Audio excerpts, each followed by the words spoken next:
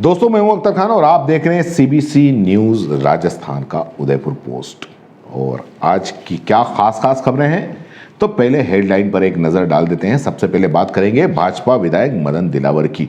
उनका एक नया विवादित इतिहास सामने आया है। वो उनका कहना है कि पंडित जवाहरलाल नेहरू ने अंग्रेजों के साथ मिल कार्रवाई की थी और स्वतंत्रता सेनानी चंद्रशेखर आजाद की हत्या करवाई थी। इधर देहदान के लिए जागरूकता लाने के लिए उदयपुर में अब राजस्थान का पहला देह स्मारक बनेगा और अब लगेगी कोरोना वैक्सीन जो है वो बुजुर्गों को लगेगी। 60 से ऊपर के करीब 2,67,000 लोग जो बुजुर्ग हैं वो अब कोरोना की वैक्सीन लगा सकेंगे। इधर नीमच माता पर 12 ट्रॉली वाले रोप वे का काम इसी महीने शुरू हो जाएगा। और अब हम बात करेंगे विस्तार से खबरों के बारे में। सबसे पहले बात करते हैं कुछ विवादित इतिहास जो भाजपा के नेता ये बता रहे हैं। आजकल नेताओं ने समझ लिया है कि कुछ भी बोलो जनता उसको सही मान लेती है, और सही भी है क्योंकि जनता के पास में आजकल दिमाग कम और व्हाट्सएप का ज्ञान ज़्यादा है। खैर, अगर मीडिया की सुर्खियों में रहना है तो बेचारे नेताओं का भी कुछ कह नहीं सकते, क्योंकि इन नेताओं को ये विवादित बोल बोलने ही पड़ते हैं। अभी देख लीजिए, ये विवादित बोल मदन दिलावर ने बोले, जो भाजपा के महामंत्री और विधायक है मदन दिलावर। अगर ये विवादास्पद बात नहीं बोले होते तो मैं अभी आपके सामने उनकी ये खबर नहीं पढ़ रहा होता। चलिए, खैर, पहले उन्होंने क्या कहा वो सुन लीजिए। आपको पता होगा इनका नींव कहां से रखी गई है। जवाहरलाल नेहरू इस कांग्रेस के पूर्वज रहे हैं। प्रसिद्ध क्रांतिकारी चंद्रशेखर आजाद जब क्रांतिकारी गतिविधियां कर रहे थे और जब उनको पैसे की जरूरत पड़ी, पंडित जवाहरलाल नेहरू के पास इसलिए गए थे तो वो भी देश को आजाद कराना चाहते हैं। हम चलते हो सहयोग करेंगे। वो 1200 रुपये की जरूरत थी। पंडित जवाहरलाल नेहरू जी के पास चंद्रशेखर आजाद जी पहुंचे। उन्होंने आश्वासन दिया कि आप पार्क में बैठिए, अभी मैं व्यवस्था करता हूं। उन्हें व्यवस्था ये की अंग्रेज पुलिस को सूचना की कि जिसको तुम ढूंढ रहे हो, आतंकवादी चंद्रशेखर आजाद पार्क में बैठा हुआ है। और अंग्रेज पुलिस आई, उन्हें गोलियां चलाई। बदले में चंद्रशेखर आजाद ने भी गोलियां चलाई। 3 पुलिस वालों को मार दिया। और जब गोलियां उन पास नहीं बची, यानी लास्ट गोली बची, और जब लगा कि मैं मारा जाऊंगा, तो अंग्रेजों के हाथ तो नहीं मारे जाना चाहते थे, इसलिए खुद के कनेक्टिव पे उन्होंने अपनी आंख को गोली लगाकर मार। तो सुना आपने। वैसे आजकल भाजपा के नेता नया नया इतिहास बना रहे हैं, इसलिए ऐसी बातें अब वक्त बेवक्त सुनने के लिए मिल जाएंगी। अब या तो इसको हंसी में उड़ा दीजिए या फिर इसको धीरे धीरे सच मानने की आदत डाल लीजिए। मदन दिलावर ने क्रांतिकारी चंद्रशेखर आजाद की हत्या के लिए पूर्व प्रधानमंत्री पंडित जवाहरलाल नेहरू को जिम्मेदार ठहराया है। वैसे ये अच्छी बात है कि हर बात के लिए जवाहरलाल नेहरू को जिम्मेदार ठहरा दिया जाए, और वैसे भी ये परिपाटी पिछले 6 साल से चली आ रही है कि हर बात के लिए जिम्मेदार ठहरा दिया जाए। मैं तो ये कहता हूँ कि जो 100 रुपये पेट्रोल हो गया है उसके लिए भी अपने प्रधानमंत्री नरेंद्र मोदी जी कह ही चुके हैं कि पहले वाली सरकारें ध्यान देती, यानी कि पंडित जवाहरलाल नेहरू इतने साल तक राज किया, तो अगर वो ध्यान देते तो आज 100 रुपये पेट्रोल हमको नहीं भरवाना पड़ता। खैर, तो बात कर रहे हैं अपन मदन दिलावर की। रविवार को बीजेपी की स्थानीय बैठक में शामिल होने के लिए राजसमंद मदन दिलावर पहुंचे थे। इस दौरान दिलावर ने कहा कि अंग्रेजों के साथ मेल करके पंडित जवाहरलाल नेहरू ने चंद्रशेखर आजाद की हत्या करवाई थी। अब अंग्रेजों के जमाने में की ये जो खुफिया खबर है वो मदन दिलावर तक कैसे पहुंची, ये एक जांच और बहस का विषय हो सकता है। वैसे आजकल ज्यादा रोजगार तो है नहीं लोगों के पास में, खास करके युवाओं के पास में, तो ऐसे बेकार के विषय पर हम बहस कर सकते हैं, जैसे कि मैं खबर पढ़ रहा हूं वैसे ही आप बहस कर सकते हो। जो लोग मदन दिलावर के बारे में नहीं जानते हैं उनको मैं मदन दिलावर के बारे में थोड़ा सा बता देता हूं। राजस्थान में भाजपा के कद्दावर नेताओं में शामिल हैं। बीजेपी ने उन्हें प्रदेश महामंत्री की जिम्मेदारी दे रखी है। दूसरी बार विधायक बने मदन दिलावर इससे पहले भी कई बार पार्टी लाइन से अलग हटकर अपने विवादित बयानों की वजह से सुर्खियों में रह चुके हैं।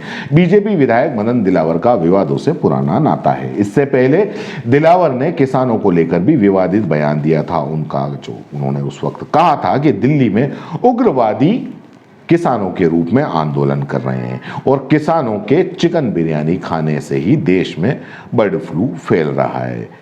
ये बयान दिया था। अच्छा बयान है, लोगों को बड़ा मज़ा भी आया था। हालांकि इसके बाद में मदन दिलावर ने अपने इस बयान पर उनको सफाई देनी पड़ी थी।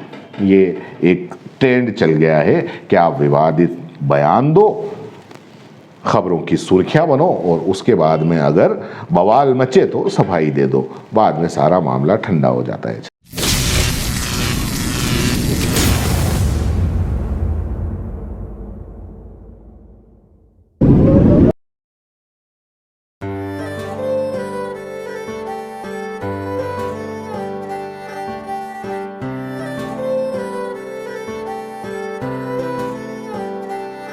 मारे आंगणे की तू है लाडली, मारे बगिया की तू है एक कली। मारे आंगणे की तू है लाडली, मारे बगिया की तू है एक कली।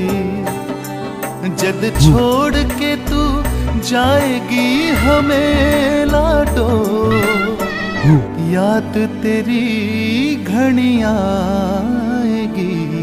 मारे आंगणे की तू है लाडली, मारे बगिया की तू है एक कली। सोजतिया ज्वेलर्स, रिश्तों को नहीं दिलों को जोड़े। चलिए अब बढ़ते हैं दूसरी खबर की तरफ और वो है देहदान से जुड़ी हुई। लोगों में देहदान की अलग जगाने के लिए प्रदेश का पहला देहदान स्मृति स्मारक उदयपुर में बनेगा।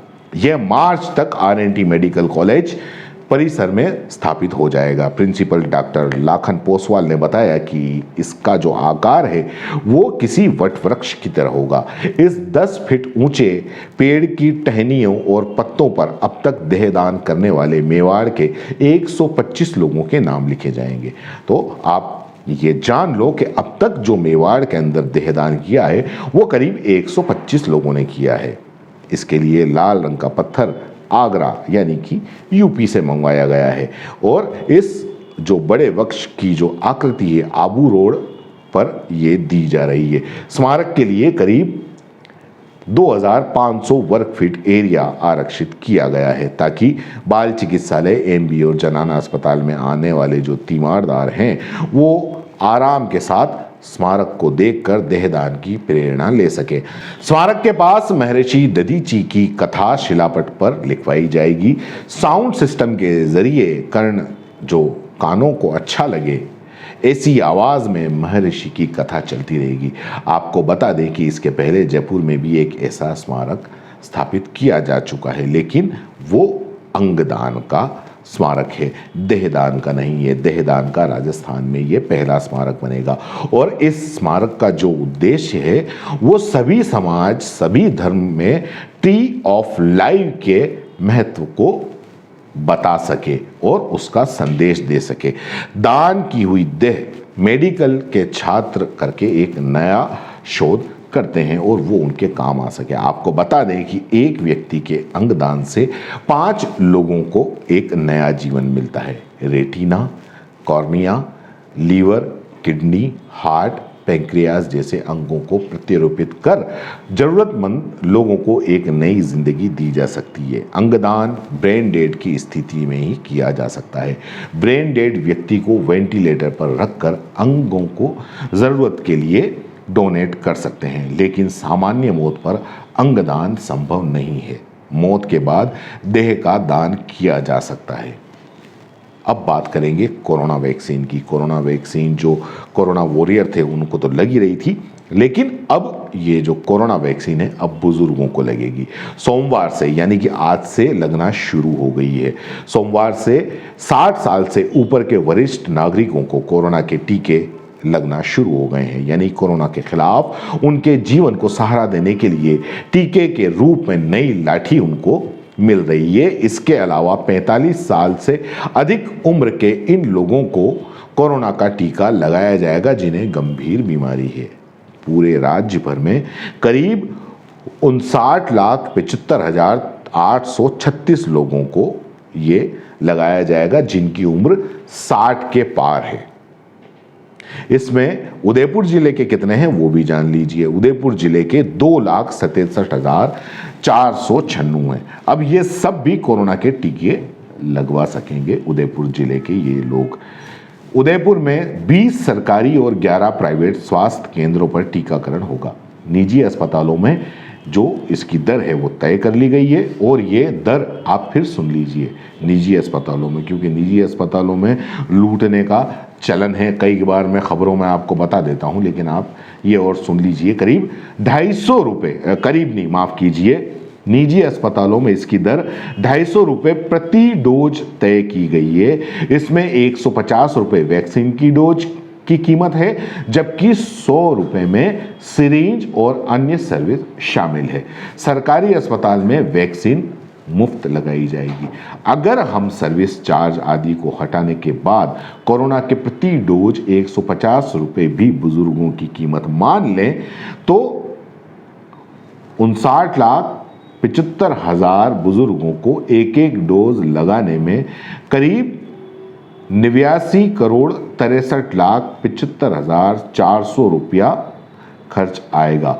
और उदयपुर के 2,67,496 वरिष्ठ नागरिकों पर 4,01,24,400 रुपये खर्च करने होंगे सरकार को। प्रदेश के सभी बुजुर्ग को 2-2 डोज लगाने पर 1,82,27,50,080 रुपये तथा 800 रुपये माफ कीजिए। और उदयपुर में 2 डोज लगाने के 8,02,48,800 रुपये खर्च होंगे। ये खर्च इसलिए बता रहा हूँ ताकि आपको ध्यान में रहे, जिनको ये लगता है कि हमारी सरकारें कुछ नहीं करती, लेकिन नहीं, खर्च करती हैं आपके स्वास्थ्य के लिए जैसे ये खर्च कर रही हैं। CMHO डॉक्टर दिनेश खराड़ी का कहना है कि हमारे पास ज़रूरत के अनुसार वैक्सीन उपलब्ध है। वरिष्ठ नागरिकों की जागरूकता के लिए जागरूकता रही तो 10-15 दिन के अंदर ये पहला डोज लगा दिया जाएगा। तीसरे चरण में गंभीर बीमारियों से ग्रसित 45 साल से 59 साल के लोगों को भी टीके लगेंगे। अब एक चिंता की विषय है कोरोना को लेकर। क्या चिंता की विषय है? वो ये है कि 14 रोगी नए मिले हैं, लेकिन राहत क्या है कि अभी भर्ती सिर्फ 2 हैं, जो CMHO ने आंकड़े दिए हैं। उदयपुर में रविवार को 14 नए कोरोना संक्रमित सामने आए, जिसमें 9 शहरी और 5 रोगी ग्रामीण थे। और अब 92 एक्टिव केस बचे हैं। इसमें से 90 होम आइसोलेशन में हैं और 2 संक्रमित को ही कोविड हॉस्पिटल में भर्ती हैं। कोरोना काल में 10 माह में पहली बार ऐसा हुआ है कि उदयपुर में संक्रमितों के लिए आरक्षित 1,926 बेड में से सिर्फ 2 बेड पर ही मरीज भर्ती है। ये काफी अच्छी बात है। हालांकि संभाग के जो अन्य जिले हैं उसमें 51 संक्रमित उदयपुर के विभिन्न कोविड अस्पतालों में अब भी भर्ती हैं। और चिंता की बात यह है कि उदयपुर में पिछले 9 दिन से कोरोना संक्रमितों की जो संख्या है वो बढ़ रही है। CMHO दिनेश खराड़ी ने बताया कि लोग मास्क, 2 गज की दूरी और हैंड सैनिटाइजर जैसे नियमों का पालन ठीक से नहीं कर रहे हैं, इसलिए संक्रमण बढ़ रहा है। तो आप नियमों का पालन ठीक से कीजिए और संक्रमण को दूर भगाइए। और अब बात करेंगे रोपवे की। एक रोपवे तो चल रहा है दूध तलाई पर और दूसरा रोपवे जो शुरू होने वाला है नीमच माता। नीमच माता मंदिर तक पहुंचने के लिए स्थापित होने वाले रोपवे का काम इसी महीने शुरू हो जाएगा और इसकी तैयारी भी तेज हो गई है। Malviya nation institute of technology Jaipur में स्ट्रक्चर ड्राइंग की जांच का काम आखिरी चरणों में है, ऐसा समाचार पत्रों से हमें खबर में मिला है। इसका इसी सप्ताह मंजूरी मिलने की उम्मीद है। इसके बाद कलेक्टर से लाइसेंस की मंजूरी मिलते ही मौके पर काम शुरू हो सकता है। यूआईटी ने रोपवे की जो स्ट्रक्चर ड्राइंग को तकनीकी परीक्षण के लिए पिछले दिनों पीडब्ल्यूडी के चीफ इंजीनियर यानी कि चीफ मैकेनिकल इंजीनियर को भेजा था। वहां परीक्षण के बाद में ड्राइंग जयपुर के Malviya nation institute of technology के पास भेजी जा चुकी है और यहां भी तकनीकी परीक्षण का काम अंतिम चरणों में है। यूआईटी सचिव अरुण हसीजा का जो बयान आया है वो ये है कि सप्ताह भर में स्ट्रक्चर ड्राइंग की मंजूरी मिलने की उम्मीद है। इसके बाद जिला कलेक्टर रोपवे स्थापित करने वाली कंपनी दामोदर रोपवे का लाइसेंस जारी करेंगे। हसीजा ने बताया कि स्ट्रक्चर ड्राइंग का सप्ताह भर में मंजूरी मिलने की पूरी उम्मीद है। कलेक्टर की तरफ से लाइसेंस जारी होने के बाद कंपनी को 12 ट्रॉली का रोपवे स्थापित कर संचालन करने का 24 माह का समय दिया जाएगा और फतेह सागर किनारे वाले जो देवाली के छोर पर SCERT हॉस्टल के पास लोअर स्टेशन पर नीमच माता मंदिर के पास अपर स्टेशन बनेगा। 400 मीटर लंबा रोपवे शुरू होने पर एक बार में 72 लोग और प्रति घंटा करीब 600 लोग सफर कर सकेंगे। शहर का यह दूसरा रोपवे होगा। वर्तमान में दूध तलाई के पास दीनदयाल पार्क के सामने माचला मगरा पर 12 साल से मंशापूर्ण करणी माता मंदिर के तक रोपवे को संचालित किया जा रहा है और ये दूसरा रोपवे होगा। कब शुरू होगा ये हमने आपको बता दिया है। आज की खबर जो बुलेटिन में इतना ही, कल फिर मुलाकात होगी। जय हिंद, जय भारत। सीबीसी न्यूज राजस्थान की यह खबर आपको कैसी लगी नीचे कमेंट करके जरूर बताएं। अगर आप YouTube पर देख रहे हैं तो सीबीसी न्यूज का चैनल सब्सक्राइब करिए, पास में दिख रहे बेल आइकन को भी दबाइए ताकि जब भी हम आपके लिए कोई खबर, कोई जानकारी लेकर आए तो सबसे पहले आपके पास नोटिफिकेशन पहुंचे। अगर आप फेसबुक पर देख रहे हैं तो सीबीसी न्यूज का पेज लाइक करिए। अगर आप इंस्टाग्राम पर देख रहे हैं तो आप हमें फॉलो कर सकते हैं।